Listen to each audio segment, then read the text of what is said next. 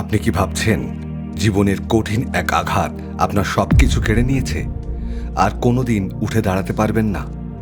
তাহলে আগামী 3টি মিনিট একটু স্থির হয়ে বসুন, কারণ আজ আপনি জানতে চলেছেন কিভাবে জীবনের সবচেয়ে বড় আঘাতটাই মানুষের জীবনের সবচেয়ে বড় শক্তিতে পরিণত হয়।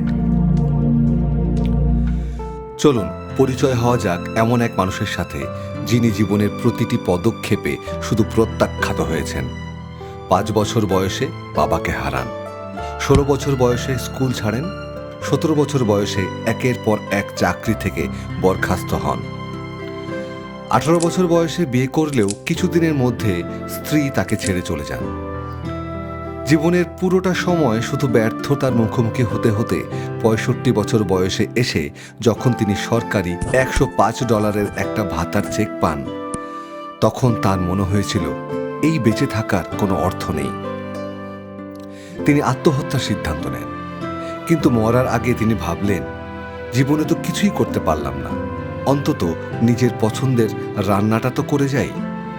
65 বছর বয়সে এসে তিনি তার মুরগি ভাজার একটি বিশেষ রেসিপি নিয়ে 1009 বার বিভিন্ন রেস্তোরাঁয় যান এবং 1009 বারই রিজেক্ট হন।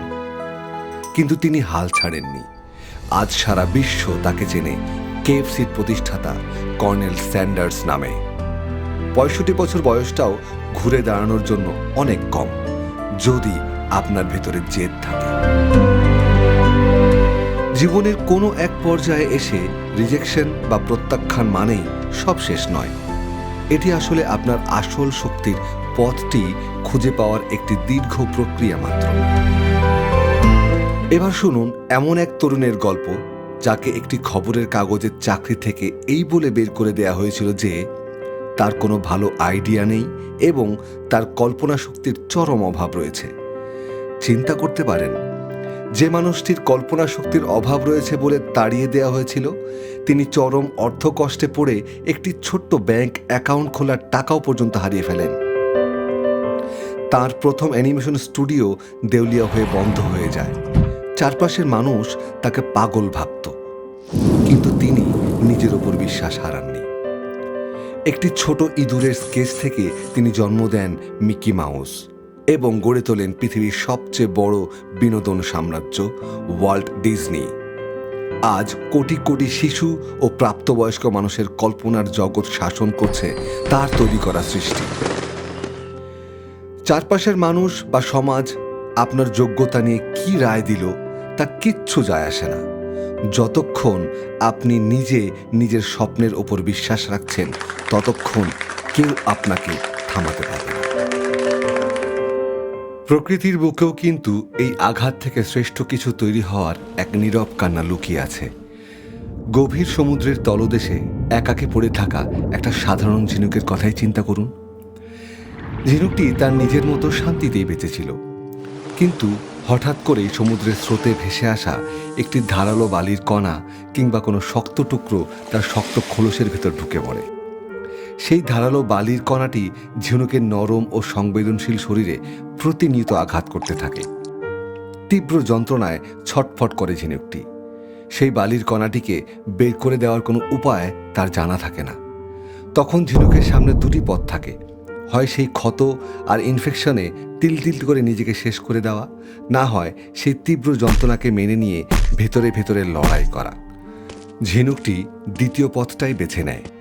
সে তার ভেতরের সমস্ত শক্তি দিয়ে নিজের শরীর থেকে এক ধরনের বিশেষ চকচকে তরল পদার্থ নিঃসৃত করতে শুরু করে, আর সেই তরল দিয়ে সে যন্ত্রণাদায়ক বালির কণাটিকে চারপাশ থেকে পরম মমতায় মুড়ে দিতে থাকে। দিনের পর দিন, বছরের পর বছর ধরে সেই তীব্র ব্যথা সহ্য করে ঝিনুকটি তার ক্ষতটাকে স্তরে স্তরে সেই রূপালী প্রলেপ দিয়ে ঢাকতে থাকে। আর ঠিক 10 থেকে 12 বছর পর সেই তীব্র যন্ত্রণার ক্ষতটাই রূপ নেয় পৃথিবীর অন্যতম মূল্যবান এক রত্ন, যার নাম মুক্তা। ঝিনুকটি যদি সেই তীব্র আঘাত আর ক্ষত না পেত, তবে সে সারা জীবন সমুদ্রের তলদেশে একটা সাধারণ ঝিনুক হয়েই পড়ে থাকত। তার বুক চিরে কোনোদিন ওই অমূল্য মুক্তার জন্ম হতো না।